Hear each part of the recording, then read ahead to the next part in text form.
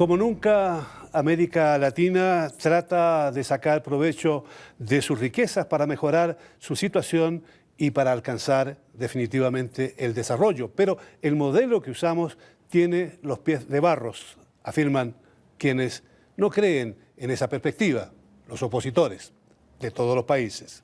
Bienvenidos a Claves, y esta es una coproducción de la televisión alemana Deutsche Welle y el canal Capital de Bogotá, Colombia.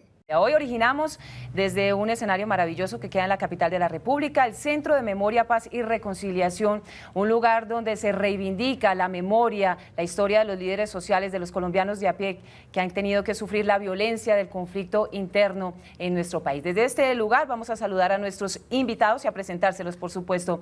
El señor José Félix Laforí, presidente de FEDEGAN, Federación de Ganaderos de Colombia, y también ejerce la dirección de Síntesis Económica, primera revista especializada en el análisis de la economía colombiana. Mil gracias también por acompañarnos. Gracias por invitarme, a los panelistas, a los televidentes. Para mí es muy grato estar con ustedes. También saludamos al senador Jorge Enrique Robledo, senador del Polo Democrático Alternativo desde el 2002 y ha sido desde la oposición un defensor del gremio campesino y del agro de nuestro país. Bienvenido también. Sí, muchísimas gracias por su invitación. Un saludo a los colegas.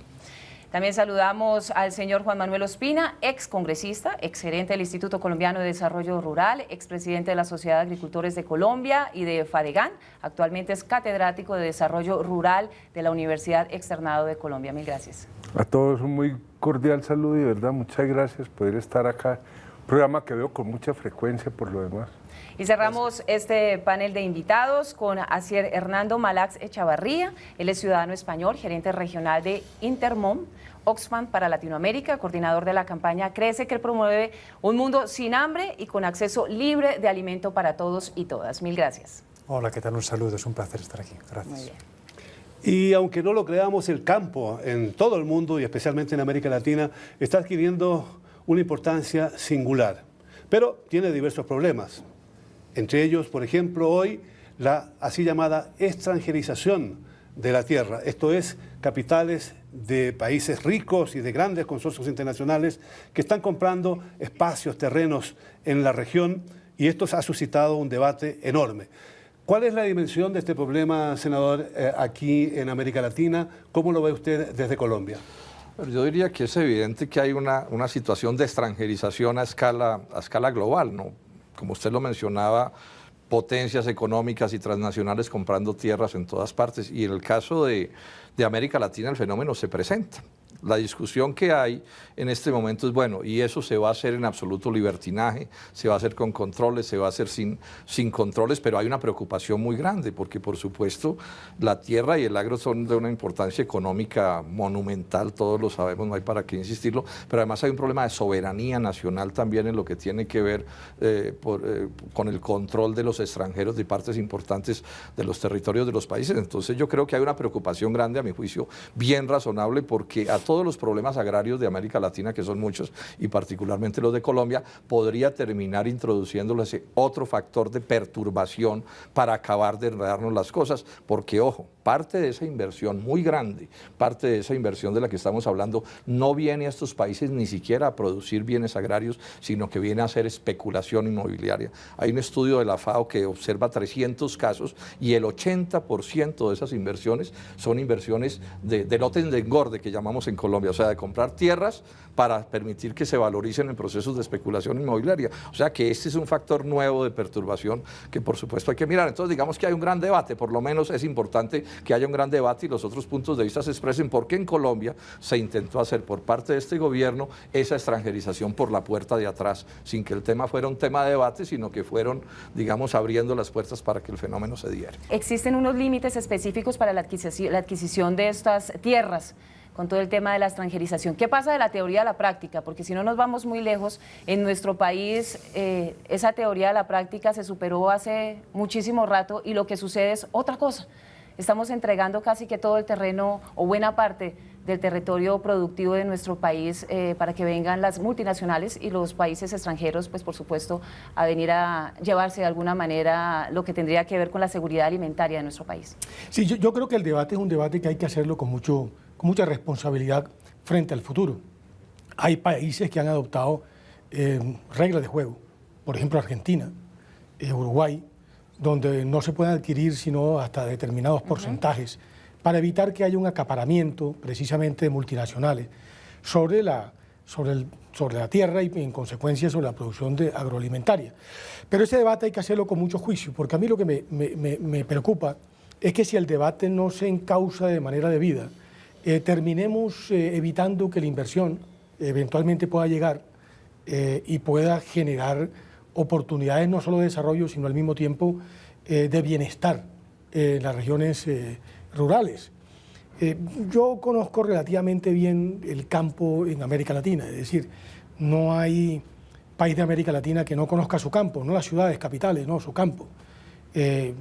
Sin excepción he estado en todos. Por consiguiente, uno observa modelos de desarrollo que son diferenciados, pero si uno tiene que llegar a lo de Colombia, por ejemplo, con todo el debate de baldíos, etcétera, etcétera, uno llega también a situaciones absurdas. Situaciones absurdas que es lo que han terminado habilitando que determinados inversionistas terminen violando la ley o haciéndole esguince a las normas, precisamente para poder tener desarrollos de cierta dimensión que eventualmente pueda usar las economías de escala precisamente para producir de manera competitivamente. Yo estoy de acuerdo con que la tierra no puede ser simplemente un instrumento especulativo. En Colombia sí que se dio con todas estas dinámicas de narcotráfico asociada con actores violentos, en donde la tierra no era un instrumento productivo, sino por el contrario, era un instrumento de control territorial. Es decir, allí FARC o paramilitares o narcotraficantes la usaron mucho más para usarla con fines estratégicos, ¿no? Porque eran corredores de droga o para poder afincar desde el punto de vista criminal una serie de actividades que con fines productivos. Por eso, este debate es un debate que tiene que ser de cara a lo que incluso la FAO está planteando a propósito de lo que el mundo se va a enfrentar en los próximos 30 o 40 años en las demandas agregadas de bienes agroalimentarios, incluso de biocombustibles, a través de mecanismos sustentables. Por consiguiente, hay que ser muy rigurosos en que el planteamiento no termine eliminando la inversión. Pero ¿cuál es la información que tenemos en este momento respecto a ese tipo de actividades? Nos referimos concretamente al de capitales extranjeros, ya sea de países en algunos casos, en otras regiones del mundo, o de grandes compañías internacionales, como ocurre también aquí en América Latina. Es un proceso que está trayendo ventajas para los países. Ustedes, Oxfam, han hecho un estudio internacional bastante completo. Ese estudio, ¿qué nos dice? ¿Estamos frente a un fenómeno positivo o que trae más bien problemas a los países y a la gente de los países? Bueno, desde Oxfam hemos analizado a nivel mundial cerca de 2.000 casos de compra de tierras por parte de compañías y por parte de países extranjeros. Es en pocos en los casos donde hemos visto que esta compra de tierras por parte de extranjeros o este involucramiento de extranjeros en procesos de compra de tierra, porque no es una fórmula tan evidente siempre, no ha generado desarrollo, no siempre ha perjudicado, pero pocas veces ha beneficiado, ¿no? Y estamos viendo, sin embargo, y especialmente en América Latina, que el nivel de conflictividad con respecto a la tierra, en parte a lo cual las compras de tierras por parte de extranjeros han contribuido, se está agudizando. En unos países más que otros. Nos preocupa especialmente Guatemala, Honduras y Paraguay, nos preocupan especialmente, ¿no? Y yo creo que no es un debate sobre si tiene que haber inversión extranjera o no, sino qué tipo de inversión necesita América Latina y qué América Latina queremos. En estos momentos América Latina es la región más desigual del mundo, es la región donde hay peor redistribución en el acceso a la tierra de todo el mundo, ¿no? Y es la región con mayor conflictividad vinculada a la tierra, ¿no? Y yo creo que tenemos que ver qué América Latina queremos, quién queremos que produzca especialmente la tierra de América Latina y quién priorizamos, ¿no?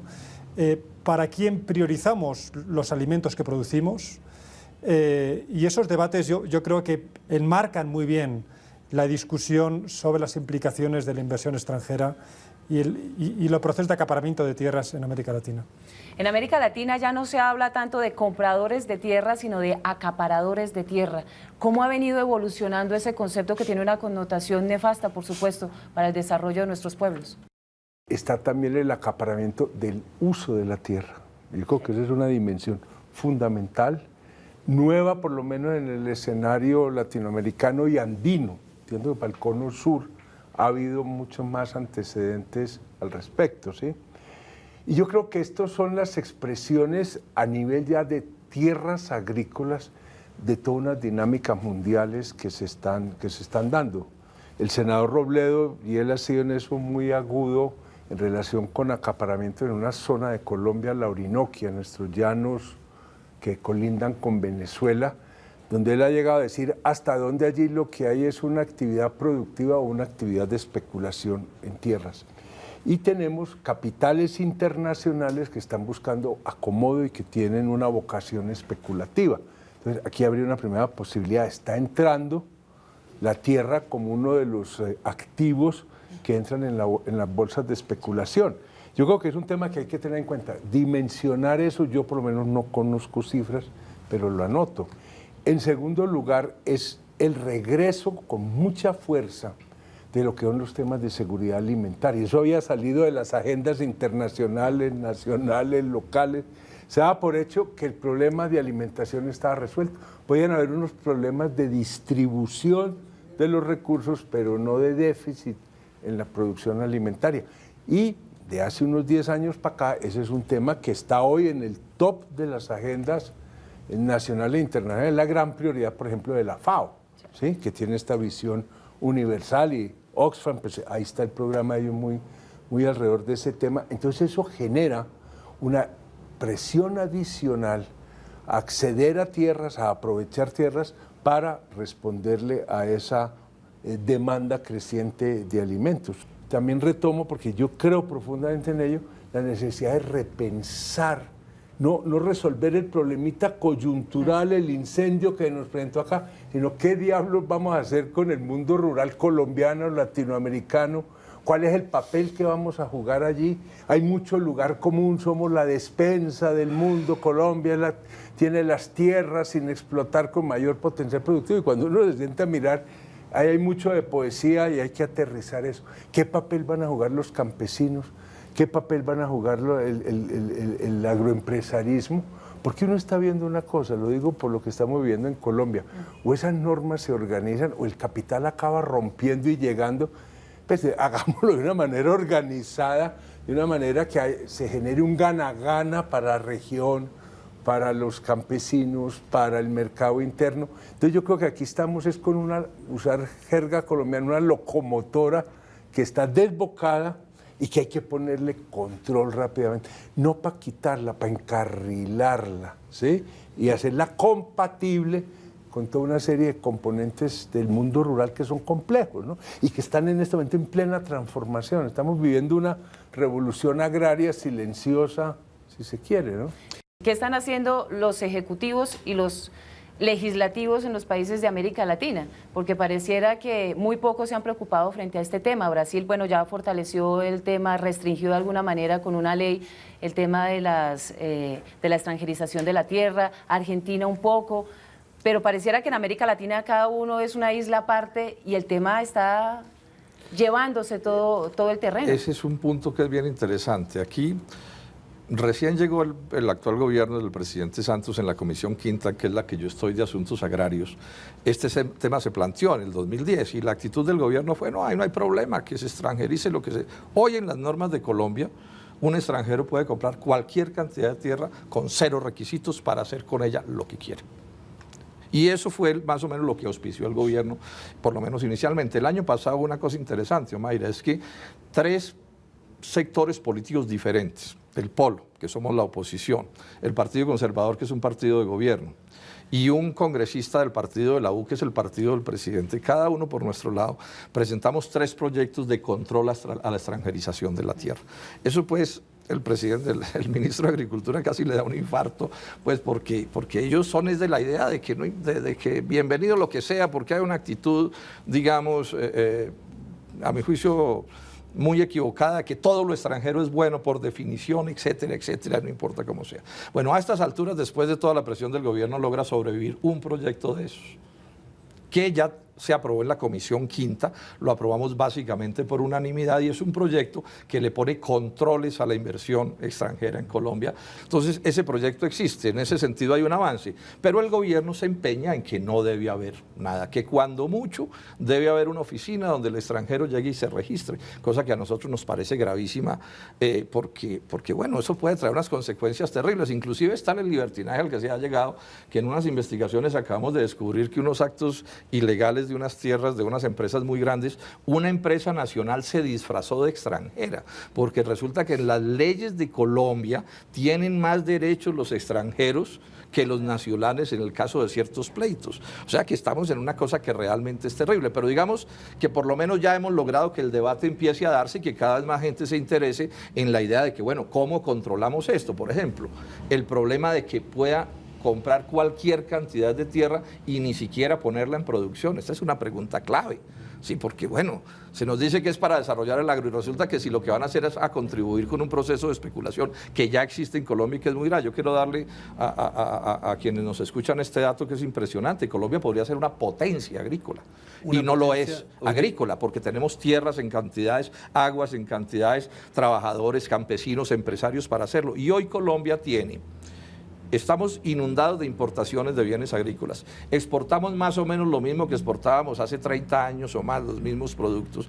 Y tenemos cerca de 15 millones de hectáreas de tierras con vocación agrícola subutilizadas. Fantástico. O sea, en formas de ganadería extensiva, cosas de ese corte. Y si además no llegan los extranjeros de esta manera, digamos, de libertinaje como se está planteando, pues yo pienso que esto aquí va a haber es una cosa más grave todavía.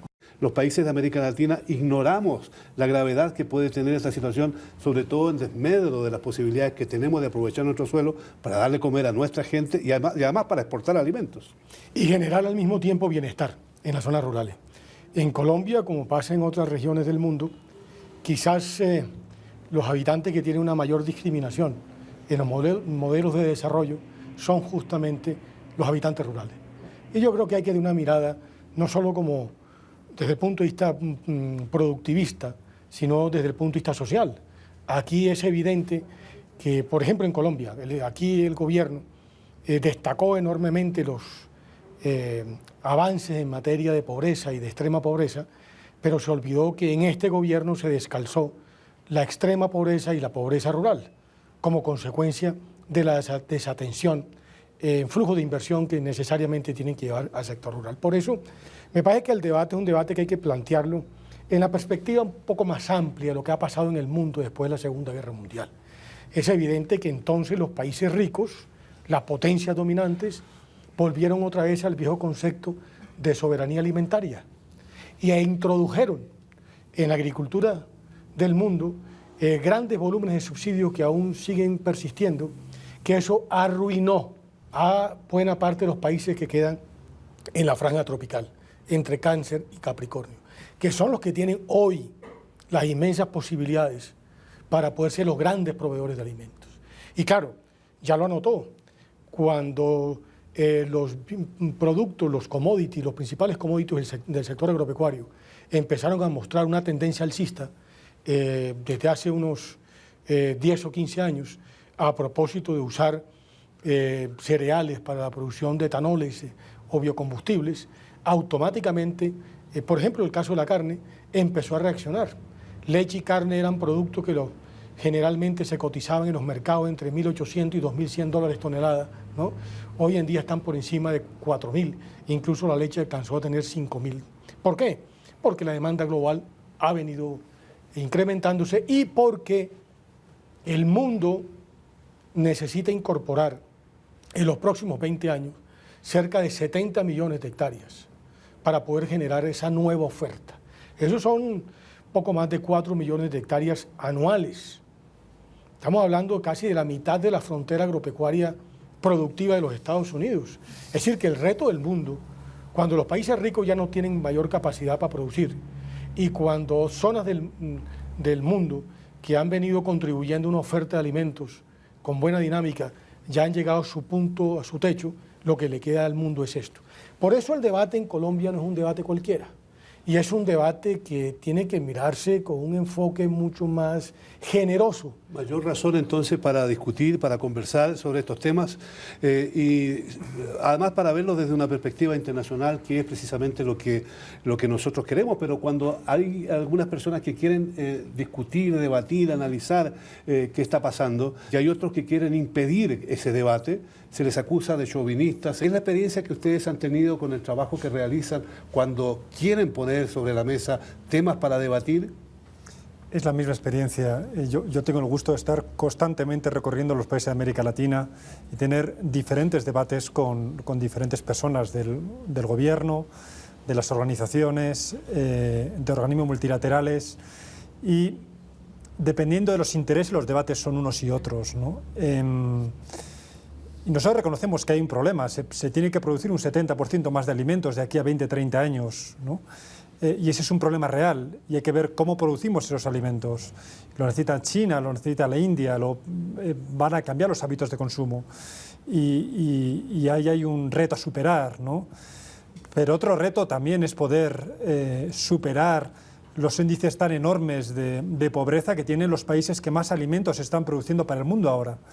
América Latina es de las regiones del mundo que más alimentos produce y continuamos teniendo 49 millones de personas que sufren hambre, ¿no? Y eso tiene que ver con un tema de prioridades. Por mucho tiempo se ha priorizado en América Latina los intereses de los inversores extranjeros antes que los intereses de los propios latinoamericanos, ¿no? Se priorizan los intereses de las inversiones alemanas antes que los intereses de los propios guatemaltecos. Y eso hace que, bueno, pues un dato, en prácticamente ningún país de América Latina el presupuesto destinado a la agricultura campesina, porque los campesinos son quienes más hambre pasan, supera el 10% del presupuesto nacional, ¿no? Y sin embargo, prácticamente todos los países están de puertas abiertas hacia las inversiones extranjeras, de todo tipo, ¿no? Y ahí pongo, bueno, para que podamos ver un caso del tema de acaparamiento, ¿no? Las empresas de Estados Unidos o de Europa, a pesar de algunas regulaciones que hemos tenido ya en América Latina, lo tienen infinitamente más fácil para comprar tierras aquí de lo que lo podría tener un colombiano o un paraguayo para comprar tierras en Estados Unidos o en cualquier país de Europa. Y yo les animo a que puedan intentarlo, ¿no? Son latinoamericanos ustedes. Traten de comprar tierra tanto en Estados Unidos como en Alemania, como en Italia. Pero ¿sabes qué? Difiero de la opinión. Es muy sencillo comprar tierra en los Estados Unidos.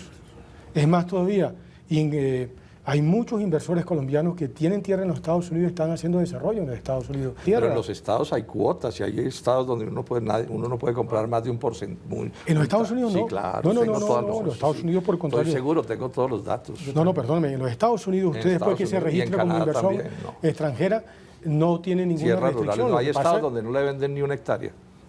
Eso sí estoy seguro. Porque los propietarios no querrán venderla. ¿Cuál es el marco jurídico que habría que construir para que en el caso, por ejemplo, de Colombia y de las naciones latinoamericanas en general, podamos tener una perspectiva diferente para este tipo de problemas?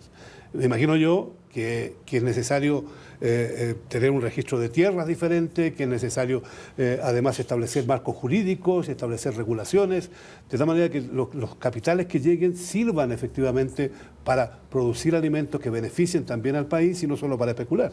¿Qué queremos hacer con el campo colombiano? Esa es una pregunta que puede sonar muy obvia, pero está sin respuesta. ¿Qué papel van a jugar los campesinos? ¿Qué papel van a jugar el sector empresarial nacional? ¿Qué papel puede jugar el capital extranjero invirtiendo en desarrollo rural?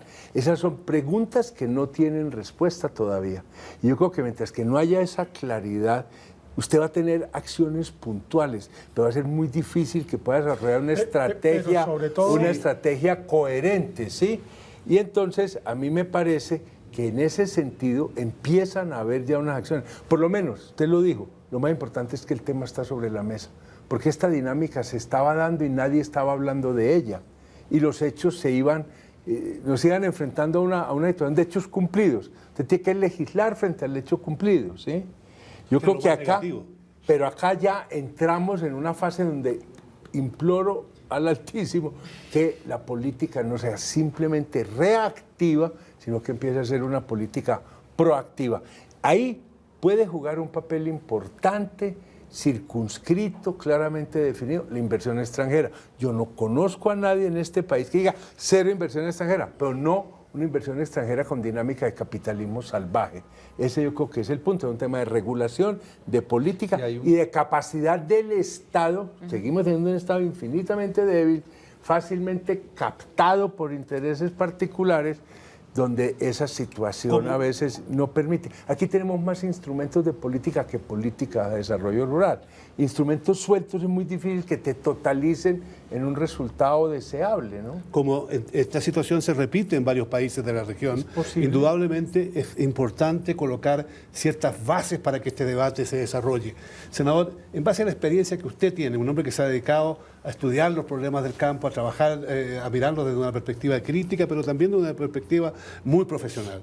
¿Cuáles cree usted que deberían ser las bases para un gran debate latinoamericano frente al tema agrícola, frente al tema del campo? Yo no estoy tan seguro que podamos plantear en general un debate latinoamericano porque las circunstancias no son las mismas. Por ejemplo, es evidente que Argentina y Brasil, para poner ese par de casos, tienen una política de protección a sus economías. Y yo creo que parte del éxito relativo que pueda tener Brasil y Argentina, para poner esos dos casos, es que allá no se está aplicando lo que se está aplicando en Colombia, que es casi que cero protección. O sea, este desastre que nosotros tenemos de tierras que podrían ser agrícolas y que están subutilizadas en ganadería o en cualquier cosa, yo no creo que sea culpa de Pedro Pérez o de Juan Rodríguez, que es que no les gusta hacer las cosas.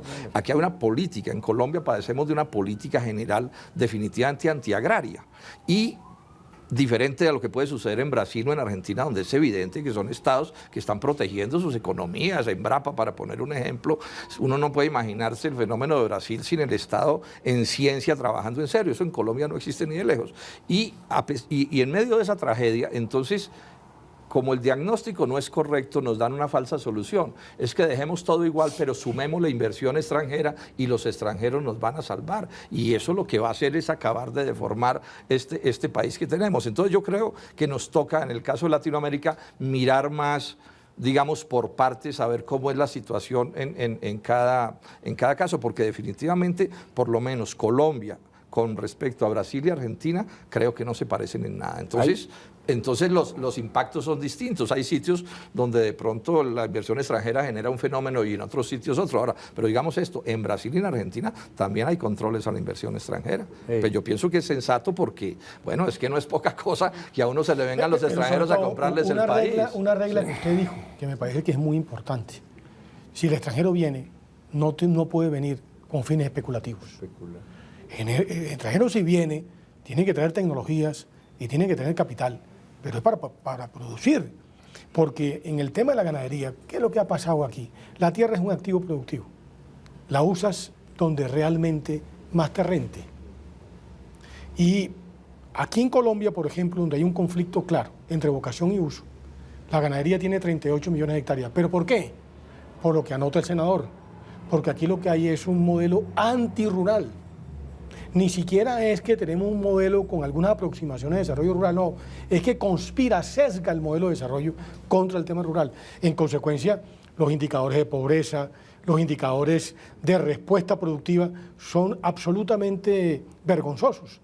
El día que Colombia empieza a pensar que la tierra es un activo productivo, y ese activo productivo tiene que producir en función de su vocación, y las políticas públicas acompasen eso, y haya reglas de juego para nacionales y para extranjeros, pues yo creo que las cosas empiezan a cambiar.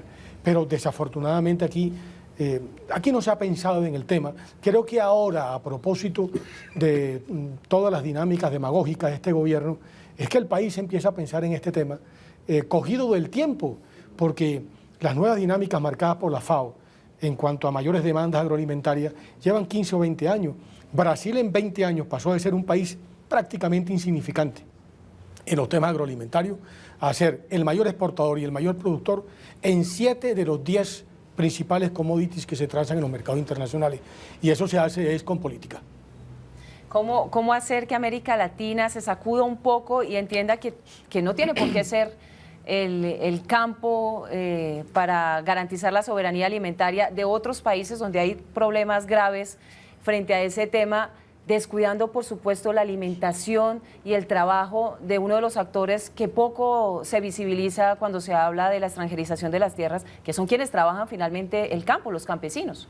Es que yo creo que aquí nos ha faltado poner más claramente, por ejemplo, para el caso colombiano y andino, es determinante las relaciones de TLCs y acaparamiento de tierras. Ese es otro tema, claro. Sí, pero es que están íntimamente directamente ligados, relacionados. Es que ahí es donde nos metieron a jugar en una dinámica de mercadeo agropecuario que ha resultado, por lo menos, perversa en esta manera. A los campesinos de Boyacá lo que viene sobre los campesinos de Boyacá es quitarles la tierra.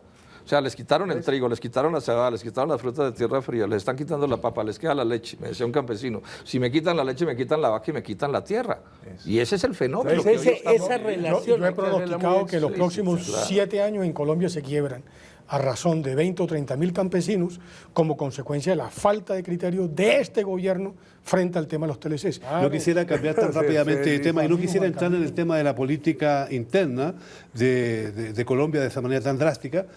Yo sé que uno se apasiona con estos debates y pienso que, vista la situación actual y precisamente escuchando lo que usted nos decía recién, este debate sobre el campo que se tiene que dar es un debate extraordinariamente muy importante.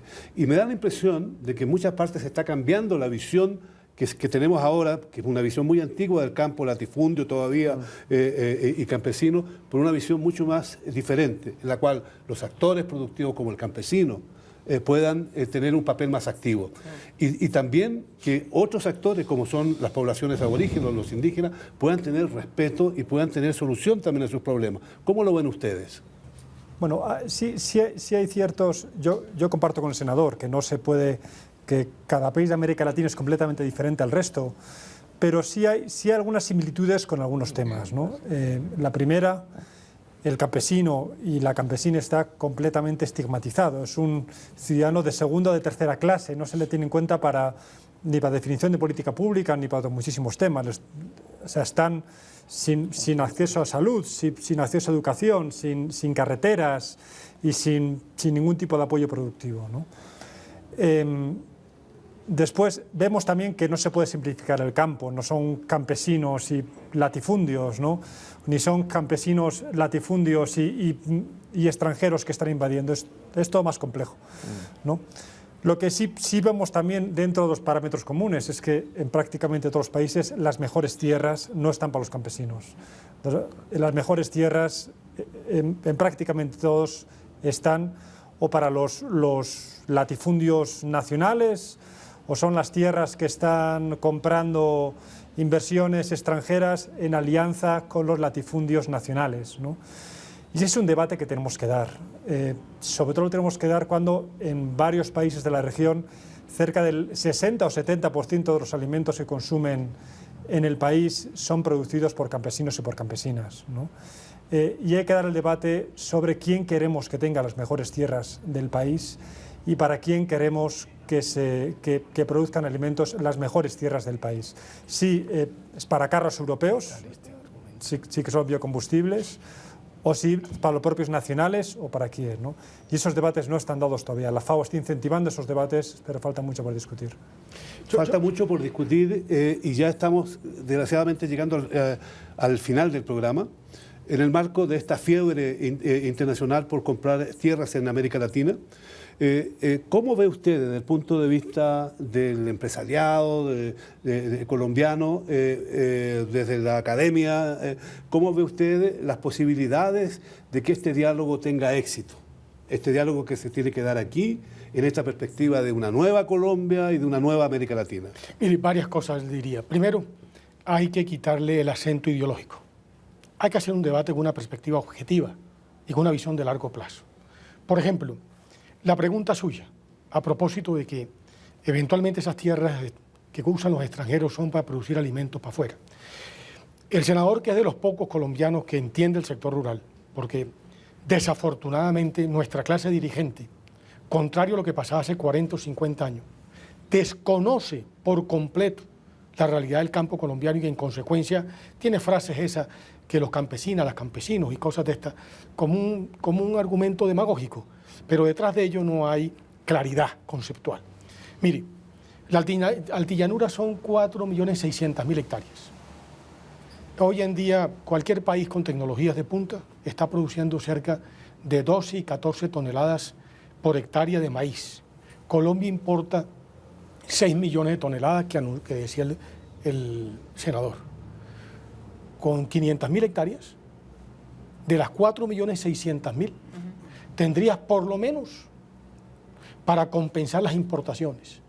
Y te quedan 4 millones de hectáreas para producir comida en abundancia y al mismo tiempo para nacional y para extranjeros. Entonces yo creo que este es un debate que está mal enfocado. Este cuento hay que enfocarlo con una actitud mucho más proactiva. Colombia es un país que tendría inmensas posibilidades de atender no solamente la alimentación del campo, no, mejorar, que haya nuevamente una clase media rural, que es lo que no existe en Colombia. Las clases económicamente hablando en el sector rural han venido un proceso progresivo de empobrecimiento todas, ¿no?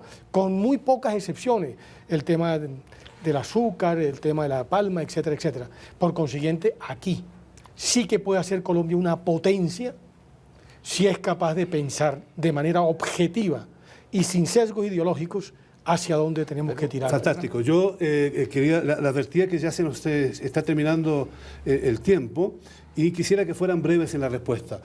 Cuando cayó el muro de Berlín se dijo que las ideologías se habían muerto. Ahora estamos pidiendo que terminemos con las ideologías para ¿cómo se puede hablar primero sin que acaba ideologías? la especie que las ideologías. Entonces, pero voy a decir una cosa, no, yo creo que el debate tiene una carga ideológica todos los debates, pero menciono esto. Yo pienso que el problema más grave de Colombia no es de falta de tierras. Aquí no hay que irse para Altillanura a producir nada. En Córdoba podemos producir todo el maíz que dice el doctor Laforí, en el Magdalena Medio, no hay que irse a ninguna lejanía, porque esas tierras están subutilizadas. El problema más grave que tiene el país y buena parte de América Latina, pienso yo, es que la política del libre comercio es la de sustituir el trabajo nacional de estos países por trabajo extranjero, de unos determinados centros agrícolas globales, Estados Unidos, Europa, Brasil, Argentina, y que nos quedemos nosotros encartados con nuestras tierras y nuestras aguas y nuestros productores. Yo diría que este es el tema más grave que tenemos. Colombia podría ser una potencia agrícola y no nos dejan. ¿Cómo se puede resolver ese problema que nos plantea el senador? A ver, yo creo que lo primero es que nos pongamos a mirar los hechos como son y no imaginárnoslos. Y la ideología juega, porque creo que estamos llegando a un momento donde necesitamos mirar la realidad como es. Yo creo que si miramos la realidad como es, vamos a empezar a encontrar unos procesos de cambio muy significativos que se están dando, que hay que saberlos interpretar y hay que saberlos aprovechar. Yo creo que allí hay la necesidad de definir nuevamente qué es lo que queremos hacer con este modelo, ¿cierto? Es un modelo para facilitar las operaciones internacionales, es un modelo para generar desarrollo nacional, desarrollo endógeno. Me parece que ese es el tema fundamental y ahí usted está amarrando inversión extranjera y está amarrando TLCs, está amarrando defensas del trabajo nacional y del mercado interno y posibilidades de que en ese marco entren a operar y a colaborar inversión extranjera. Es que la inversión extranjera no debe ser solo para, digamos, desnacionalizar el país, sino para acrecentar su potencial productivo. El campo está ahí, nos puede ayudar en eso, el campo ha estado siempre ahí, solo que nunca lo hemos tomado, creo yo, sobre todo en la época de la industrialización, muy en serio. ¿Hay posibilidades reales? ¿Cómo lo ve un joven experto de una organización internacional tan grande? ¿Hay posibilidades para que esto cambie en un sentido positivo o los signos que notamos en este momento a través de los estudios que ustedes realizan son más bien negativos? Vemos posibilidades.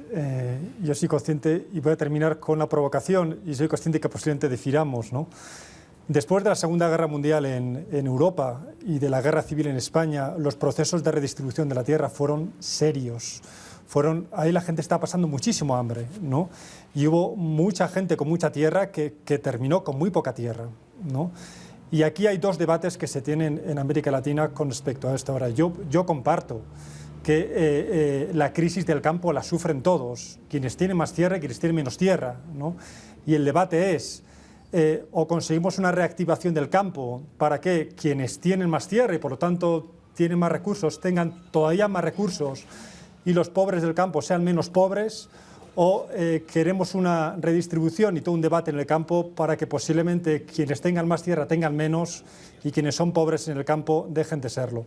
¿Puedo hacer una observación? No tenemos más tiempo. Denme un chance para una última pregunta, porque después de todo este debate, Yo uno se pregunta si realmente los empresarios, los extranjeros, estarían listos a sentarse con los campesinos para hablar en un escenario igualitario, donde todos ganen y donde el desarrollo se dé desde una visión absolutamente Este horizontal. debate hay que hacerlo con una visión menos colonialista y más nacionalista.